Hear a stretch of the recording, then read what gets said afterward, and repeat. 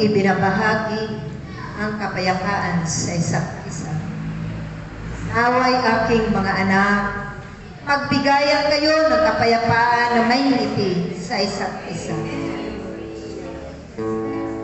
Maraming salamat.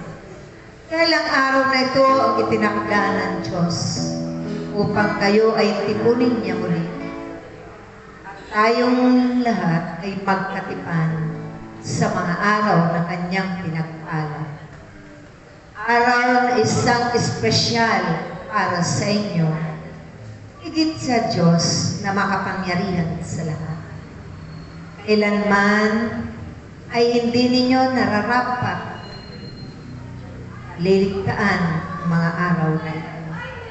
Hindi ninyo lilimutin ito dahil napakahalaga ang araw ng inyong mga panunumpa, pakikipagsundo sa lahat ng inyong mga tungkulin para sa Diyos.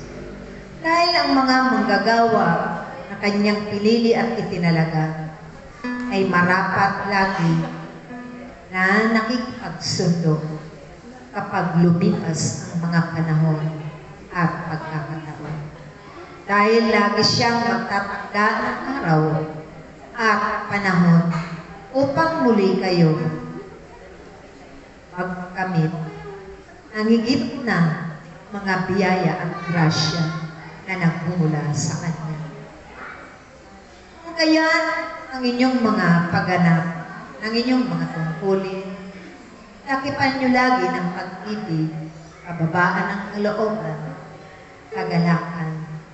Dahil yan ang tunay na pananampalataya, tunay na buhay, na inyong ipinapakita at iniaalay sa inyong kapwa-tao, higit sa Diyos na tumawag at humirang sa inyo. Sa pagtatalaga sa inyo, maraming bagay kayong nararapat ibahagi. Lagi ninyong bitbitin ang pag-ibig at kagalakan. Kapayapaan doon sa bawat tiging niya, na itinatangka niya sa bawat tahanan, na naroroon ang kanyang dambana, na kung saan dito kayo muling itinitipon niya, upang kayo ay pag-isahin niya. Kaya huwag ninyong panghinawaan ang mga bagay na mabubuti. Lagi ninyo ding ibabahagi ito, bibit-bitin saan man sa libutan ito. Kung ang takdal sa inyo ay paroroon kayo sa silangan, sa kanluran, sa dapat timog, at saan man sulok, tunay na inyong pasalamatan at tanggapin ito ng buong kababaan ng kalooban. Buong pag-ibig at kagalakan, ganapin na walang panghihinawa. Paglingkuran ninyo ang inyong mga kapwa-tao na walang kinikilingan, walang pinipili. Lahat sila ay mga anak ng Diyos, mahalaga at iniibig ng Diyos.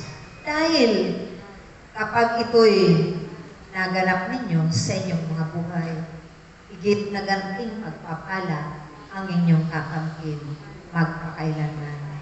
Mahabang panahon na kayo maglilingkod sa mundong ito. Ahayo at maglalakbay na kasama kami. Lagi kaming mangunguna at katulong ninyo ang pagkawa sa lahat ng oras, sa lahat ng sandali ng inyong mga buhay. Kaya tingin niyo lagi ang aking kapuspusan sa pangalan ng Ama, ng Anak, at ng Espiritu Santo. Praise.